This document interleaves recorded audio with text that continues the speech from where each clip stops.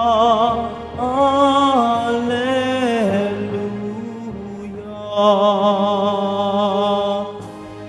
Sa kababaan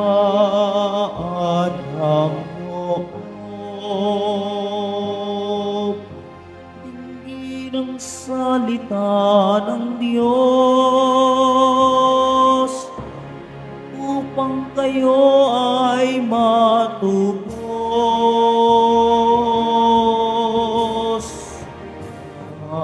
Alleluia, alleluia, alleluia, alleluia.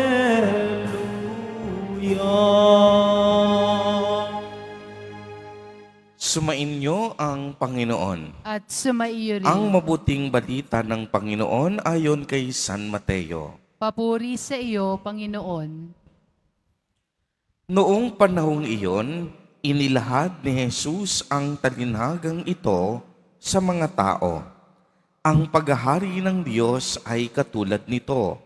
May isang taong naghasik ng mabuting binhi sa kaniyang bukid. Isang gabi, samantalang natutulog ang mga tao, dumating ang kaniyang kaaway at naghasik ng masasamang damo sa triguhan. Nang tumubo ang trigo at magkauhay, lumitaw rin ang masasamang damo.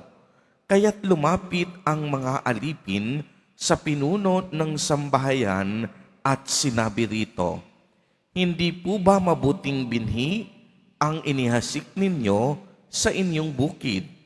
Bakit po may damo ngayon?" Sumagot siya, "Isang kaaway ang may kagagawa nito." Tinanong siya ng mga utusan, "Bubunutin po ba namin ang mga iyon?" "Wag," sagot niya, "baka mabunot pati trigo. Hayaan na ninyong lumago, kapwa hanggang sa anihan. Pagkaani sasabihin ko sa mga tagapag-ani, ipunin muna ninyo ang mga damo at inyong pagbigkis-bigkisin upang sunugin, at ang trigo'y inyong tipunin sa aking kamalig." Ang mabuting balita ng Panginoon. Pinupuri ka namin, Panginoong Hesukristo. Pagsiupo mo na po ang lahat. Magandang umaga po sa inyong lahat, mga kapatid kay Kristo. Sa lahat po ng ating mga taga-subaybay sa iba't ibang online platforms at sa lahat ng ating mga kadiboto sa iba't ibang panig ng Pilipinas at maging sa buong mundo kung saan tayo ay naaabot ngayon ng ating live streaming. Mapayapang umaga din po sa inyong lahat. Purihin at dakilain natin ang ating Panginoon, ang mahal na poong Jesus Nazareno.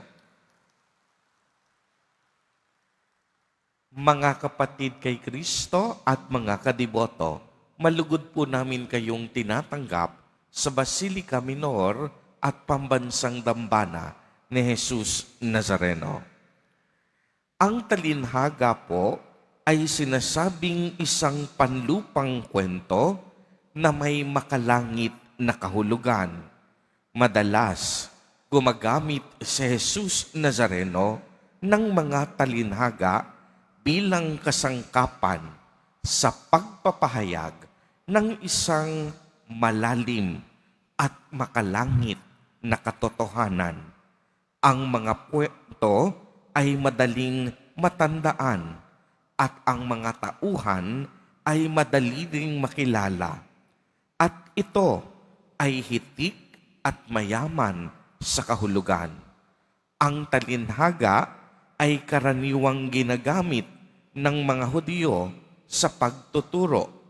Sa ministeryo ni Jesus, gumamit siya ng mga paghahalin tulad sa mga pangkaraniwang bagay sa kaniyang pagtuturo gaya ng asin, tinapay, trigo, tupa, lupa, iba pa na ang kahulugan ay napakalinaw. May yugto naman ng kaniyang ministeryo na nag-uumpisa siyang magturo sa pamamagitan lamang ng mga talinhaga. Ang katanungan, bakit kaya minabuti ni Jesus na magturo sa pamamagitan ng mga talinhaga sa halip na direktang ituro ang nais niyang malaman ng mga tao? Ang halimbawa po ay sa ating ebanghelyo. Gumamit si Jesus ng talinhaga tungkol sa masamang damo na tumubo kasama ng mabubuting trigo, at naunawaan natin ang ibig sabihin nito. Kapwa binibiyayaan ng Diyos ang mabubuti at masasama. Ang trigo nangangahulugan mga taong sumusunod sa kalooban ng Diyos, mga taong mabubuti. Samantalang ang damo ay ang mga taong masasama na binibigyan pa rin ng Diyos na pagkakataon upang mabuhay at magbagong buhay. Sinabi ni Jesus, may isang naghasik ng mabuting binhi sa kaniyang bukid. Isang gabi, habang natutulog ang mga tao, dumating ang kaaway at nagasik ng masamang damo sa triguhan. Nang tumubo ang trigo at magkauhay, lumitaw ang masasamang damo.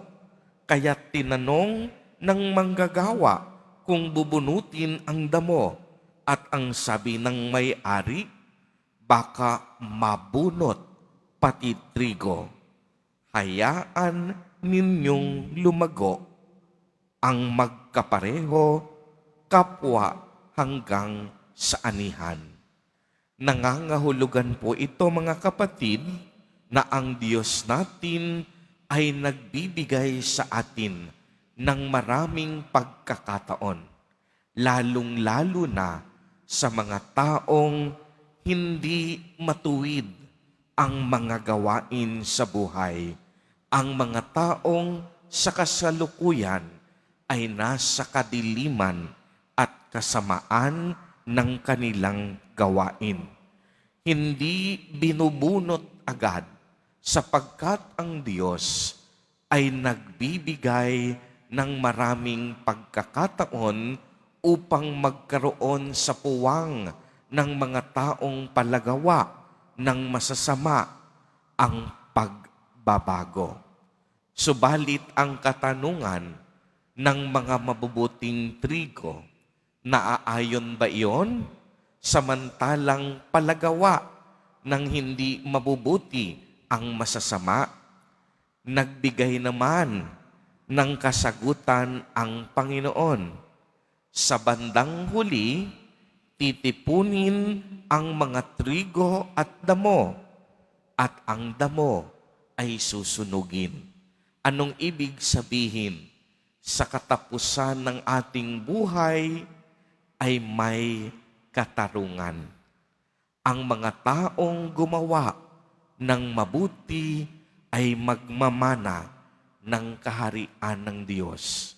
Samantalang ang mga taong gumawa ng masama at hindi sumusunod sa kalooban ng Diyos ay magkakaroon ng karapatang o karampatang kaparusahan. Mga kapatid kay Kristo, ang Diyos natin ay sadyang mabuti. Binibigyan niya tayo ng pagkakataon upang magbago. Ang Diyos ay maawain. Pinapatawad niya tayo sa ating mga kasalanan kung tayo ay magbabalik loob. Kaya't naway, huwag nating sayangin ang napakaraming pagkakataon na ipinagkakaloob sa atin ng Diyos upang baguhin ang ating mga sarili at talikdan ang ating mga kasalanan. Tayong mga sumasampalataya sa Diyos, nais nating maligtas. Kaya't naway, gumawa tayo ng tama, mabuti, at sumunod sa kalooban ng Diyos. Tulad ng mabubuting binhi sa talinhaga, alam nating kumikilos ang Diyos sa ating buhay na puno ng katarungan. Kumikilos ang Diyos sa katahimikan ng ating puso. Kumikilos ang Diyos sa mga pagkakataong hindi natin alam. Kagaya ng mabubuting binhi, pinalalaki ng Diyos ang ating pananampalataya. Sabi nga ni Mother Teresa of Calcutta, in the silence of our hearts, God speaks. If you face God in prayer and in silence, God will speak to you. Naway, tayong lahat mabuhay bilang mabubuting binhi ng Diyos. Amen. Purihin at dakilain natin ang ating Panginoon, ang mahal na poong Jesus Nazareno.